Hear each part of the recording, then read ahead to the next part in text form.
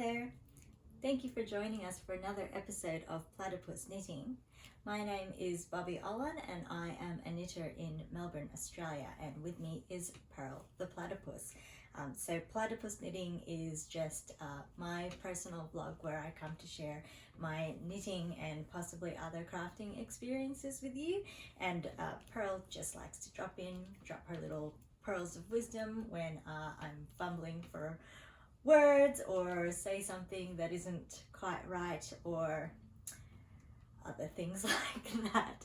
So today we're going to have a quick look at some knitted toys, which I have never done before, so I'm eyeing a couple of different patterns for that. I'm also going to give you an update on my knitting that I have shared over the last few episodes with you. And we're also going to have a look at all of the different ways in which I knit and just touch really briefly on the Bendigo sheep and wool show, which was unfortunately cancelled this year due to COVID-19, which I'm sure no one is surprised by, unfortunately. So before we dive into that, just to explain what I'm doing at the moment, this is just a bit of an experiment in pulling apart a sweater in order to reuse the yarn. So this is actually just a cotton thing that I found at an op shop, and I have already unraveled one sleeve. So the thing that you have to look out for in these that can be really hard to tell is if you can see in the seam whether it was sewn with a machine or whether it looks like it was seamed more in the way that hand knitters do. If it's sewn on a sewing machine, it is more likely that the whole thing was knitted on a machine and then it was sewn into the garment and then cut, so you're not going to get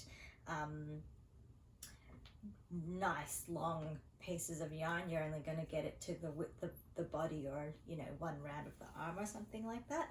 Luckily for me, this one, the sleeve at least, was done in the round, so I was able to unravel that into a nice little ball, and I'm just unpicking the cast on of the other sleeve, and once that one round of cast on is done, it's really easy to just wind into a ball and it just unravels. So that's what I'm trying to do there. From that, we will jump into the first segment, which is Craft for Thought. So Craft for Thought is sort of a general catch-all kind of area that segment that just allows me to talk about whatever knitting or crafting things have been floating through my head for the last month or however long it's been since I last filmed an episode. So I am trying to do these monthly, so it's been about a month for this one here. So last month in July, it was supposed to be the Bendigo sheep and wool show, which is something that I heard about for the first time a few years ago, and I'd never gone, but I'd always intended to. I think it was just the case where it was always too late. I'd only ever hear about it after it had already happened, and then I'd forget the next year when it came around again.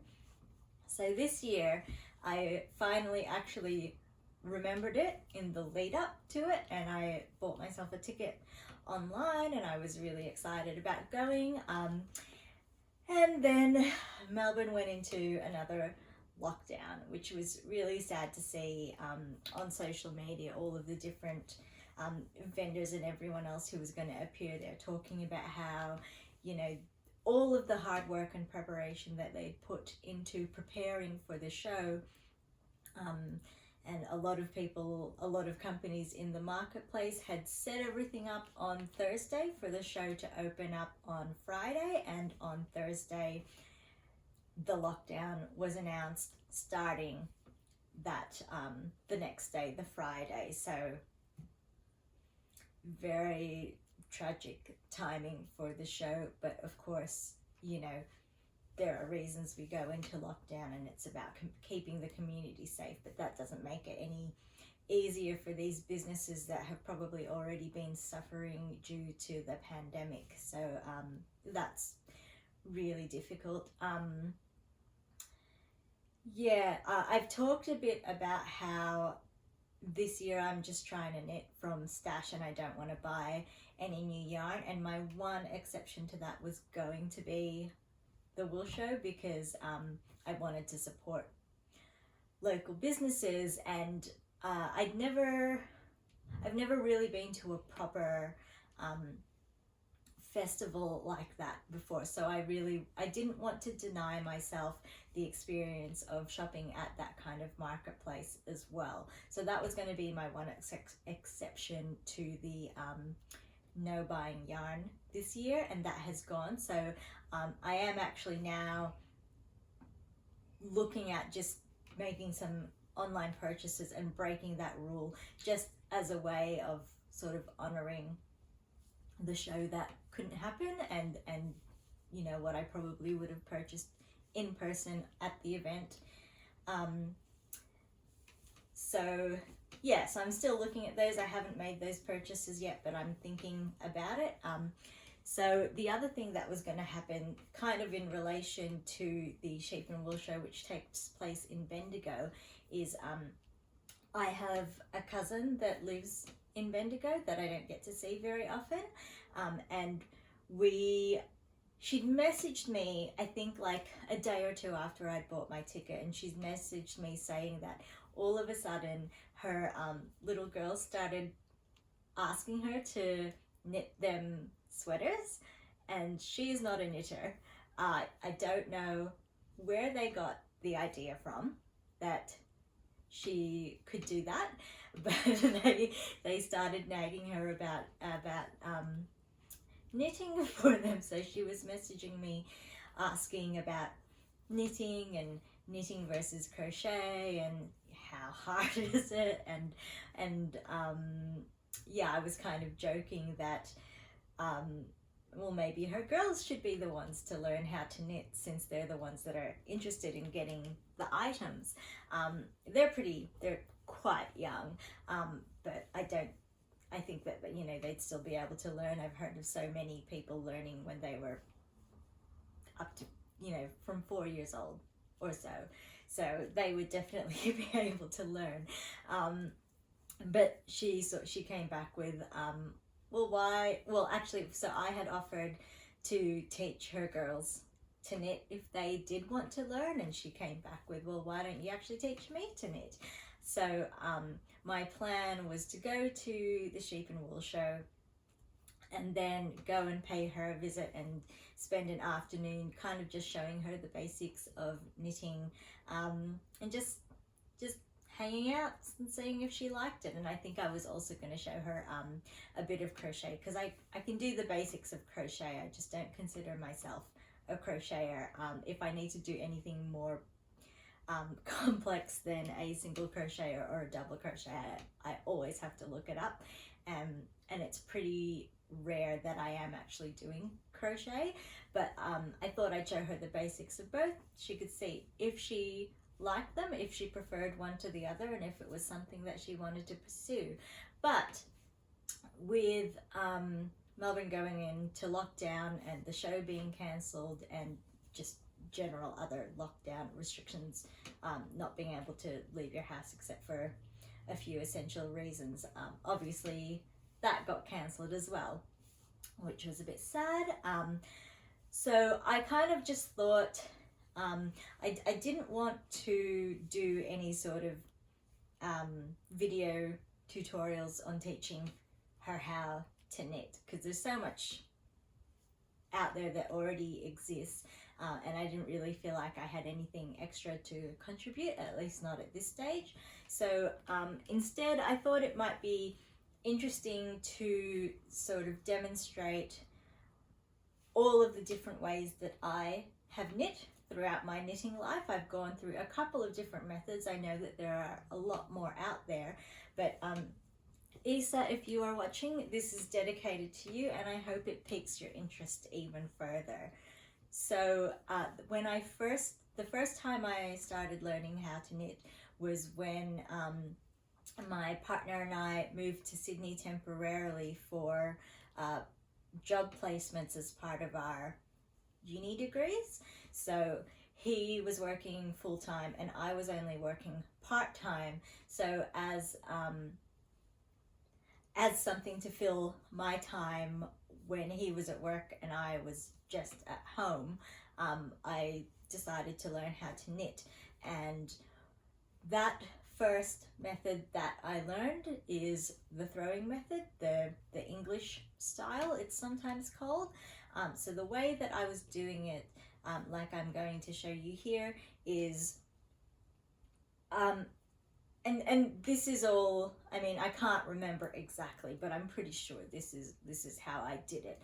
So I was the yarn was on the right side and I wasn't holding it, or I wasn't tensioning it between my fingers, and every time I would go to knit a stitch I'd have to drop the needle, pick up the yarn, wrap it around, pull it through, drop the yarn, pick up the needle again, and you know, it was a lot of movements. And what I do remember, which is why I'm pretty sure that's the way that I did it, what I remember is that I never felt like I was getting a consistent tension and even fabric.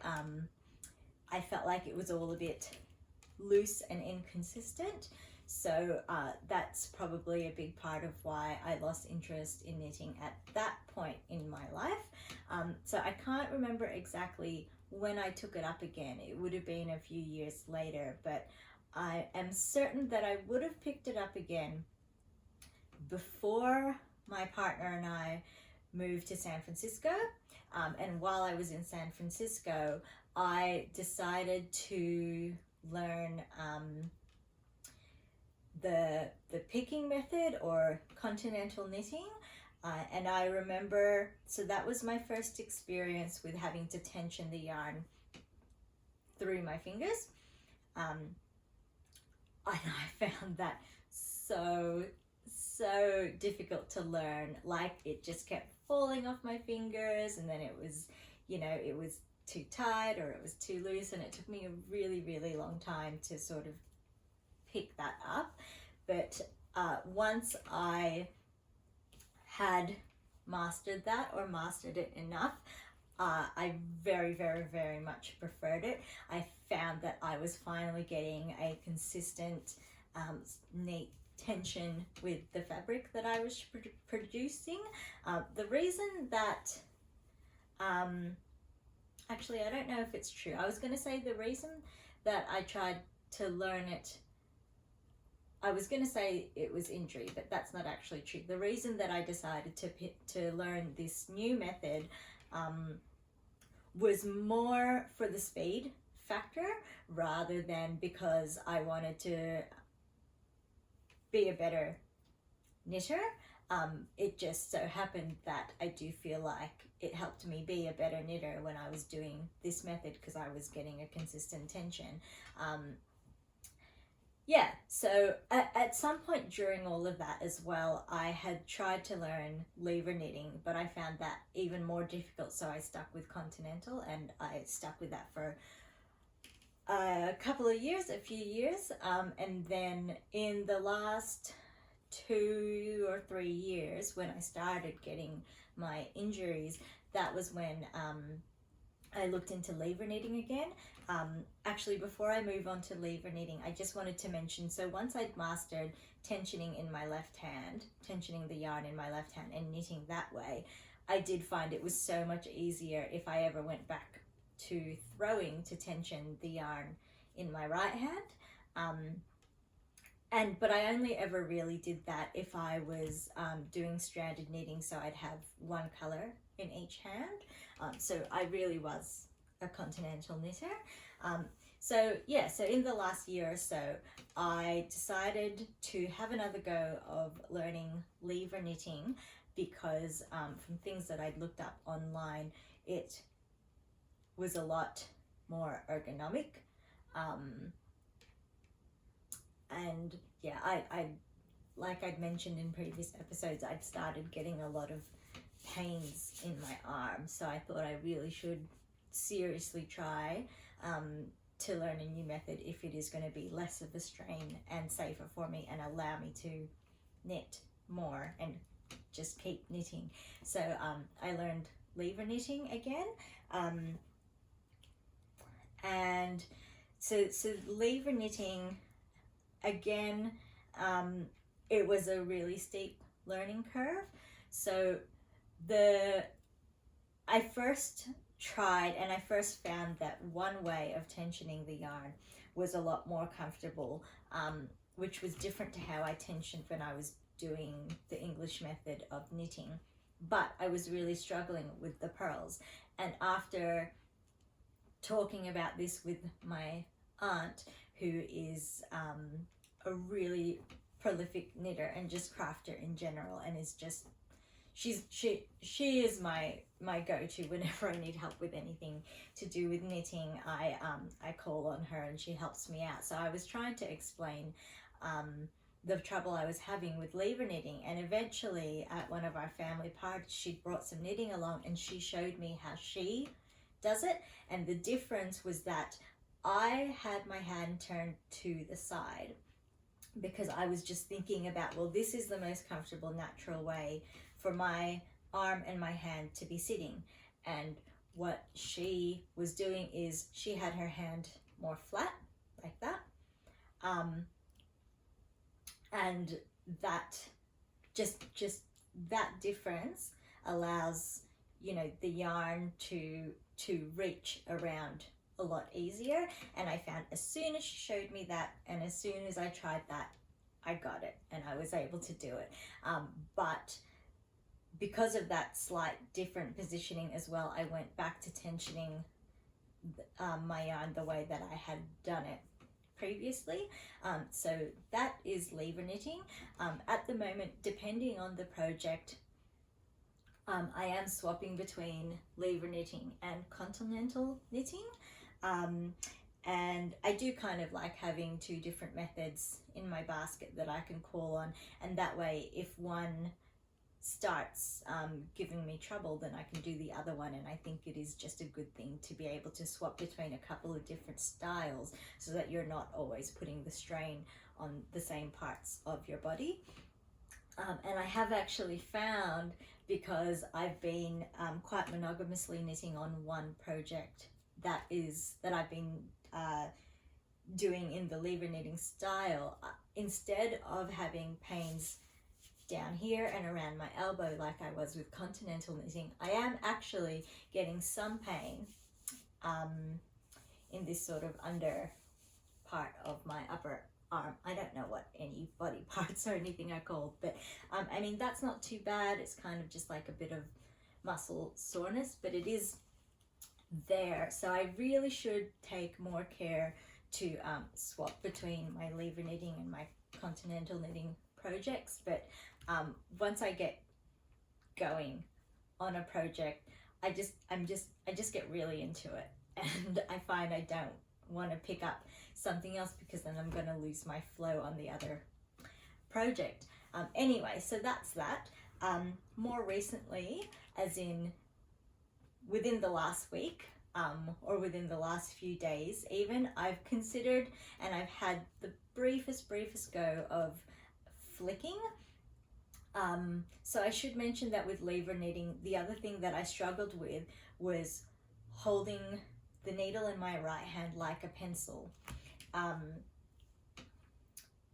just couldn't understand, or I struggled with the yarn sitting over my thumb, and just how, you know, how the work moved down the needle, and just holding it, or not holding it, letting it sit there really so that I don't have to hold it. I found that really difficult. And now it's kind of interesting that now that I'm giving the flicking a go, which is really more similar to the English method that I had done before, but I'm really struggling with flicking now, which is holding the needles like I used to hold it, so gripped, not exactly in a fist, but you know, with my hands on top of the needles. And how do I describe this? Yeah, I don't know. I'm just struggling. I think it's because I'm trying not to hold on to the needle so much, and because I am trying to work like a lot closer to the tip with this and having a lot smaller movements, because with my other methods I do still have my fingers a bit spread out, so there's still like a bit of big movement in there. But with the flicking, I'm trying to keep it all close. I'm trying to just, you know, use my thumb on my right hand to pull the stitches down and like not move my right hand as much. I think it probably, or I'm hoping it would be easier if and when I get a knitting belt. That is something that I really do want to try. But I am finding, which I have heard other people talk about as well, that my knit stitches are much tighter when I'm doing the flicking. I don't even know that I've tried purling. I think usually I will try to master a new method in knitting first before I try purling with it. So yeah, so that is my progression in all of those styles of knitting. So first, a really sloppy method of the English method without tensioning the yarn, and then learning the continental method with tensioning the yarn, which helped me learn to tension it on my right hand as well, and now swapping between lever knitting and continental knitting, and maybe one day giving flicking a serious go. So lots of methods and lots of terminology there, but Isa, I hope seeing all of those particular different styles has whetted your appetite a bit.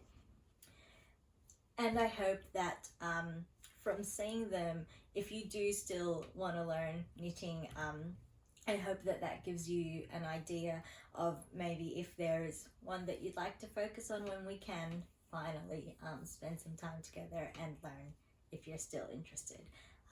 Yeah, so that is that. So the next section that we've come to is eye candy. So in the last month, I have found out that 2 people very close to me are pregnant with their first babies.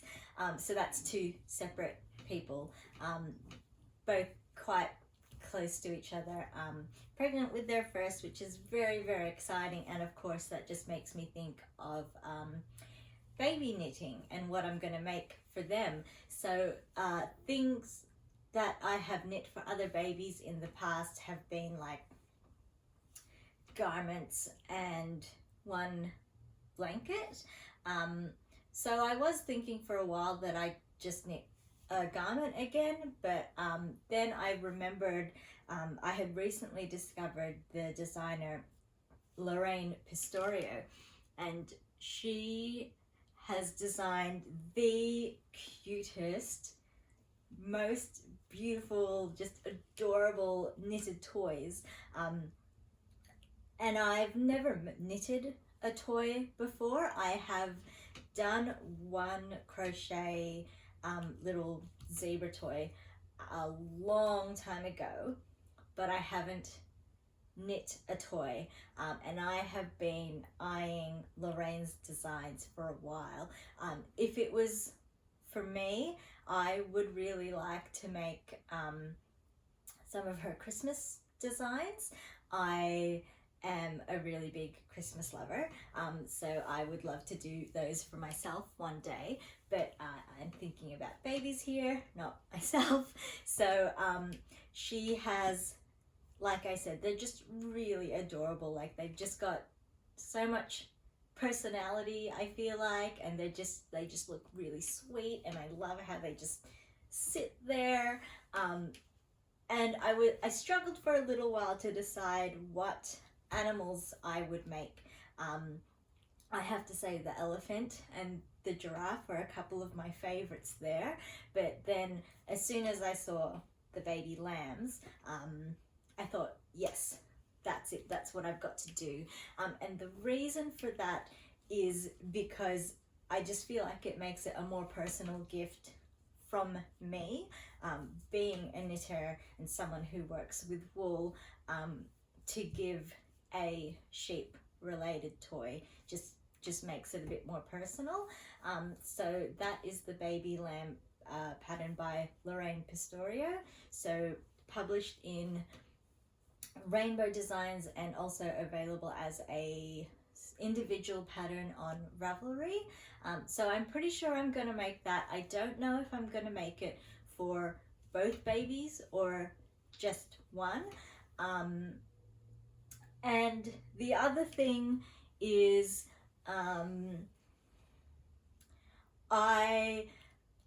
as I've mentioned many times, I'm trying to just knit from my stash this year. So I don't actually have too many options in my stash, but the one that I am leaning towards at the moment is this here, which is actually a cotton bamboo blend. So I am a little bit amused that I'm planning to make a lamb, a woolly animal, and I'm not going to use wool to make it, but I do feel like maybe cotton bamboo is just a bit of a safer blend for babies, less chance of, you know, there being any allergies or anything like that. I know that you can get knitted toys in cotton for babies, so I'm hoping that that is fine. So obviously I already have this in my stash. I only have this one ball of this color, and then I've only got remnants of a brown here. So I guess if I do go with this option, then it would be a brown feet and a brown face with the cream wool. Not really sure how that would look, so I am still thinking about it, but wanting to knit from stash, this is what I am leaning towards. The other option is using a couple of other remnants that I've got here. So this one is a merino silk blend. I believe it is Naturally is the brand, I think, and I do have another ball, a full ball of it as well. So there's that, and then there's this, which is Debbie Bliss Cash Merino, which is merino wool and cashmere, obviously. So I guess I would use those together, and I would have to weigh this and see if it's enough. I doubt that it would be enough for the woolly body of the lamb. So in which case, because I would have more of this one, then again it would be swapped colors, where the feet and the face are black and the wool is cream. So again, not really sure how that's going to go.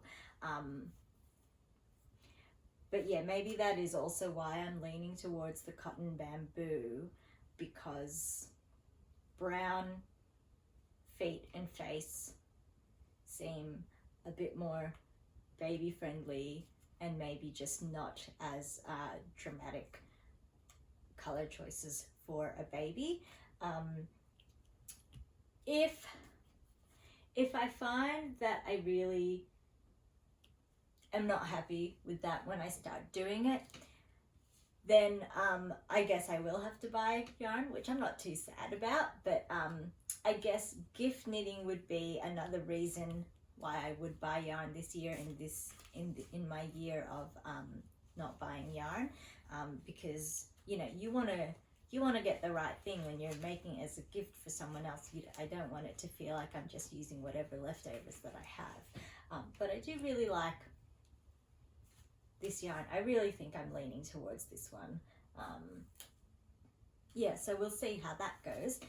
The other pattern that I am possibly looking at is Black Sheep, White Sheep by Susan B. Anderson. So that one is actually in this black and white edition of the Making magazine. I really love these magazines. I actually don't subscribe to any knitting magazines, but if I were to, it would be this one. I'm just looking at my knitting books at the bottom of my shelf down there that you can't see. And I do have a few knitting books, but these are the only magazines. I don't have every edition. I've got about 4, but I am planning on doing an order of all of the past ones that I don't have. But anyway, so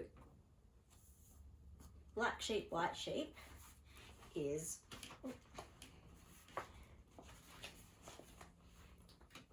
that there, if you can see it, which are really, really cute. And I had already put these in my queue on Ravelry before I saw the Lorraine Pistorio ones. And because they are smaller, I think it would be quite cute to make a little garland of them that can be hung on a crib or wherever else. But like, I think a garland of those will be super adorable. And I guess, you know, you can see there they do have the version of the sheep that is black face, white wool, and that does look cute. So maybe that would work for the baby lamb pattern as well. But yeah, maybe for one baby I'll do the garland, and for the other baby I'll do the toy, and I'll have to decide which baby gets which. But yeah, so those are the 2 knitted toys that I am looking at. So that brings us to Handy Dandy. So in the previous episode, I believe I was talking about the Skandium sock pattern by General Hog Buffer. So that was one of the socks that I'd been working on, which again looks massive, but I'm hoping it's going to shrink down a bit. And I stopped at this point because I'd run out of the contrast yarn. So with the other sock, I haven't made much progress on it, but what I had discussed last time, in an attempt to make that contrast yarn go further, is to do the heel in just the main color. So I've done that here, and just a little bit of the foot. So the thing there, if I can pull it out without, it's a bit of a tangle. So that's the heel there, and I don't know if you can see it. I certainly can, but I can actually see a little bit of where I've stranded the white yarn up so that it's in the right spot when I go back to working in the round. So that's the inside of it there. I might just need to, I don't know, pull it a bit and sew it down somewhere else so that it's just a little bit more hidden on the front side, or maybe, you know, after a wash or something like that it'll go. But I mean, I think that looks all right, and it has saved like a fair bit of the yarn, so hopefully I'll have enough to at least finish the pattern bit before I get to the toe. The toe is supposed to end up being all in the contrast yarn, so the whole pattern is sort of meant to graduate from main color work into the contrast color, and obviously I've already ruined that a little bit with doing the heel in a different color. But you know, if I end up doing the toe, which I will have to do, when I end up doing the toe in this, it kind of will be a bit more like a, I don't know, would you call that a traditional sock, with contrast heel, toe and cuff, which is a bit sad because then you lose the effect of the pattern. which is part of the reason I love the pattern, but it's still a beautiful design, even if those are the modifications that I have to make. So that's just that one really briefly. The one, and that's the one that I have been doing in continental style, and actually this pattern for the first time I have been trying with both colors on my left hand, which is a bit fiddly, but I have kind of, I like the tension of that better. So when I was doing stranded color work previously with one color in my left hand and one color in my right hand, I was concerned that the yarn in my right hand was still a bit loose. So I feel like it is a bit more even when they're both in my left hand, but it also is, at least for me, it still is a bit fiddly, so I'm still learning with that. Now, the one that I have been doing in lever knitting, sorry, it's down here on the floor, and it's also color work, so I just want to make sure I'm not tangling anything up too much. So this is the Opposite Pole Cardigan by Joji Locatelli. So when I presented this in a previous episode, I had only done this. Ooh, that's the back of it. You want to see the front, which, there you go. This rectangular piece here.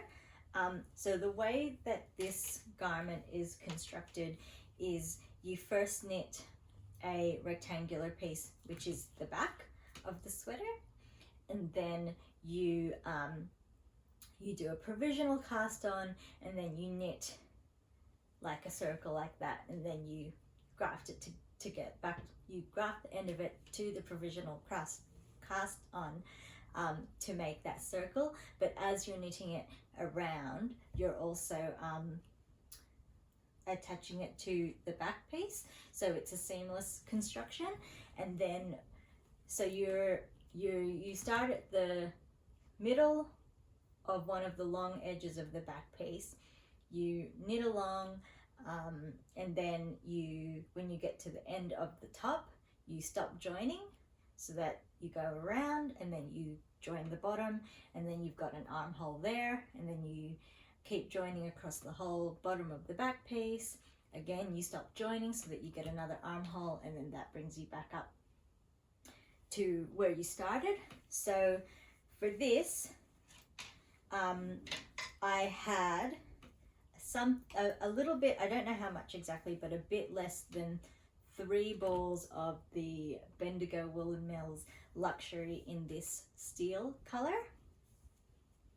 So I knew that I wouldn't have enough to do the whole cardigan, but my hope was that I would have enough to do it all in blue, and just not have any sleeves on it. So I started knitting. I knit the rectangular piece with my partial ball, and then when I started doing the big circle piece, I started with a fresh ball, which is a 200-gram ball, so they're pretty huge, which is excellent. But let's see if I can show you. So I had knit I had pretty much knit to the point where I was about ready to join to the back piece again at the bottom, and that first full ball ran out, and I knew that I only had one more full ball and a partial ball, and if that didn't even get me to joining the bottom piece, I wouldn't have enough to finish the whole circle. So I was a bit bummed out about that for a while, and I wasn't really sure what to do. First of all, this colorway has been discontinued, so it's not available anymore on the Bendigo Woolen Mills shop, and there wasn't all that much of it that was stashed on Ravelry, and none of it was marked as for sale or trade. and really I didn't want to have to buy yarn, so my options were I have the same yarn, so Bendigo Woolen Mills Luxury 10 ply in 2 other colors as well. So I had previously knit a poncho for my dad in this grey color here. Trying to remember the name of this color, but I can't remember. Pearl will remember, she will let you know. So anyway, so I've got this grey one, but I didn't particularly love, oh dear, I am dropping everything. I didn't particularly love the grey with the blue. So the only other one that I had, which I have just dropped on the floor, excuse me, is this. I have one ball of this color here. So my option was to have, like I said, it's like a circular piece like that. My option was just to have like, try to place like a wedge of this, so maybe along the whole bottom piece or something like that, in this red color, so that most of it would be blue and there'd just be like a wedge of the red. But I didn't particularly love that. Like, the main appeal of that was that I wouldn't have to frog back and I could just get going with this, and when this finished, get back to the blue color and finish it off. But yeah, I didn't like that because I didn't feel like I could center the color well. So that was one problem. The other was just, I just don't think I like the idea of having an odd wedge of color. So the next obvious thing for me was to rip back everything that I'd done except for the back piece and have a section of it in in this red color. So, which is what I ended up doing. I did have a chat with one of my friends who's a crocheter and does a lot more like bright colors than I do. So I kind of consulted her on it and got her opinion. My main issue, well, not my main issue, but one of my issues with it is that the value, so the how do you describe value? I'm not a color person. The darkness and lightness, I think, is what I mean. Like, they're very similar. So I thought, I originally thought, well, that's not actually going to work because there isn't enough contrast to do something like that. But my friend Hannah basically said, for this kind of design that wasn't intended to be color work anyway, she didn't think that not having much contrast in the values was going to be a problem, because it's not as important that the contrast color stand out. So yeah, I think that's what I'm trying to say. So anyway, as you can see here, I just went ahead, I ripped all of that back, and I, where's the front of it, that one? There you go. And I just did, I picked the bigger cable towards the outside to do the contrast coloring, and I think it's actually quite nice. It's a reversible cable all the way around. So putting in that, I very roughly calculated that even though so the circular pattern is like from there all the way up to there, but I kind of tried to do a rough calculation of, well, if that cable is X number of stitches and the whole thing is Y number of stitches, but because the outer edge of it is a lot longer than the inner edge of it, because it's just going in the round, because it's making a circle, then it is kind of roughly taking up a third of the stitches, and I felt like that was enough to save me and let all of the yarn that I've got reach all the way around. So before, it was roughly around this point, so before joining to the bottom, that I had run out of the first ball of blue yarn.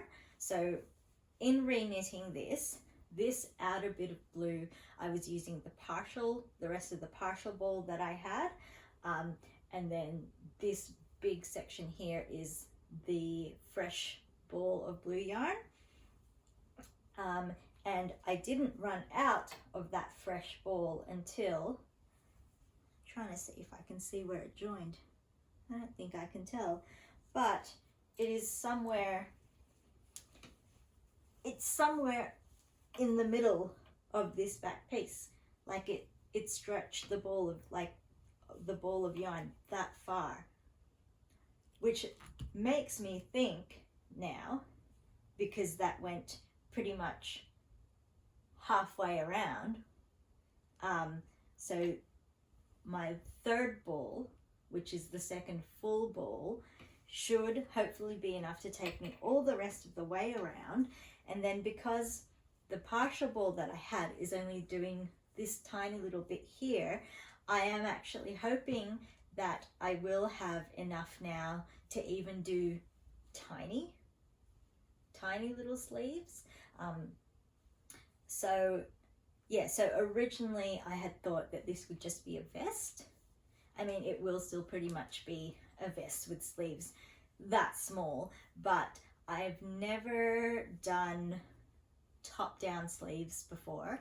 I've never done, I've never like picked up in the armhole and knit down to do the sleeves. So even if I just get to have a little bit of a go of that, that would be excellent. So yeah, so that's where I'm at with the opposite pole cardigan. The last thing that I want to say about it is I try to like math patterns out as much as I can, just so that I know exactly, not with this pattern because it's, you know, mainly one piece, but with other sweaters and things, I like to know exactly what row I should start doing this. So when things say knit for 15 centimeters or something like that, because I always do, or I often try to do gauge swatches that I wash and measure and all of that kind of thing, then when a pattern says something like knit for 15 centimeters, I do the calculation so that I know, okay, 15 centimeters means I stop that at row whatever it is and then do the next thing. So I like to calculate everything out as much as I can. So for this one I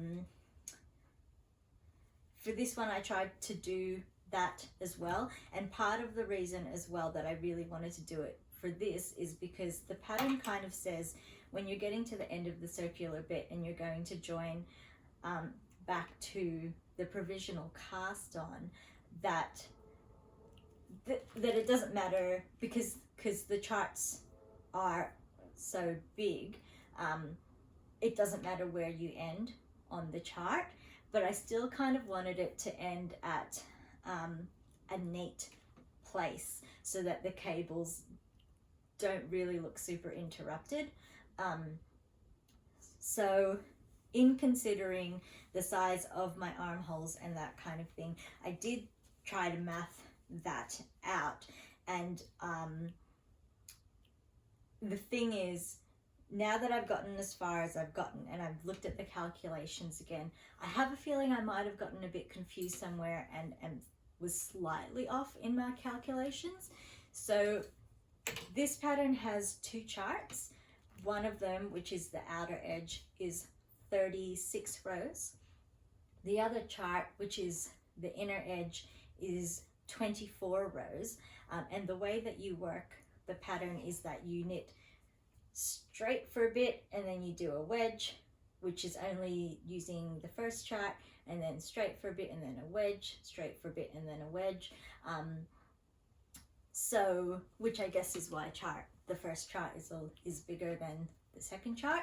So the way that I had calculated based on my gauge was I would do 18 rows of the straight bit and then 16 rows of the wedge, 18 rows, 16 rows. And I have a feeling that when I was doing the calculations for how big my armholes should be so that I'd get a neat, I'd finish at a good spot in the pattern. I think I was getting mixed up between the 24 rows of the second chart and the 18 rows of the straight part. Anyway, I've re-mathed everything, and I think that my original calculations were maybe only 2 rows off to get the cable ending in a place that makes sense, so that it's still like this side, this side, this side, this side, rather than this side, this side, this side, this side, where it joins. Yeah, so anyway, what it should come to, hopefully, if I pay attention properly and do it all correctly, I should end up with 12 full repeats of the inner chart and 15 full repeats of the outer chart.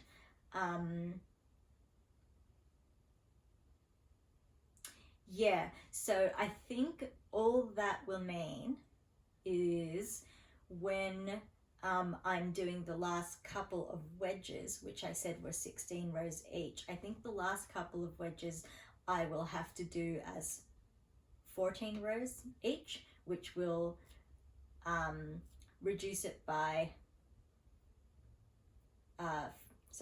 4 rows, and then that makes sure that the outer chart finishes at exactly 15 repeats and the inner chart finishes at exactly 12 repeats, and that will be a total of 540 rows. So hopefully I've calculated that all correctly.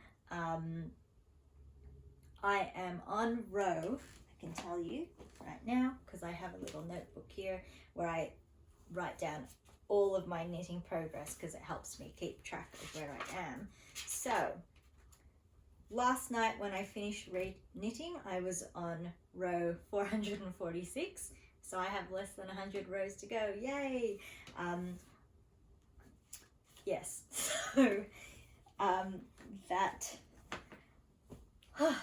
the opposite pole cardigan, with a little bit of stat chat thrown in there.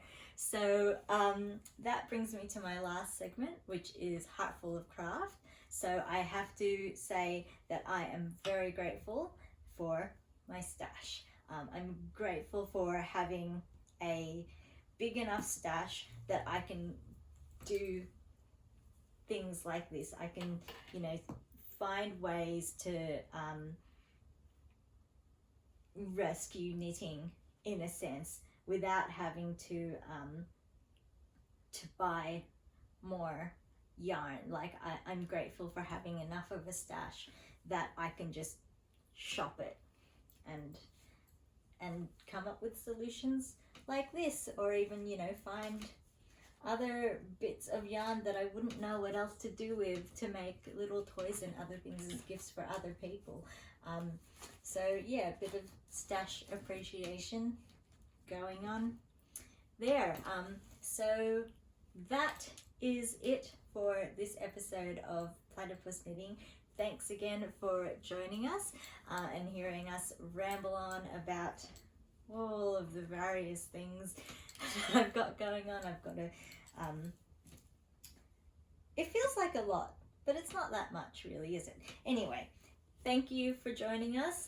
You can also find me on Ravelry under Bobby Ollan and on Instagram under Platypus Knitting. Be great to see you there, and if you like this video and want to see more, please hit the please hit the like button and please subscribe so you can see when the next one comes out, hopefully in another month. And what's the other plug? Oh yeah, no, not a plug. There are also show notes that you can find on a link in the description. So if you want to read up a bit more or find the links to all of the things that I've referenced today, you can go to that site for the show notes. So thank you for joining us. So long and knit on.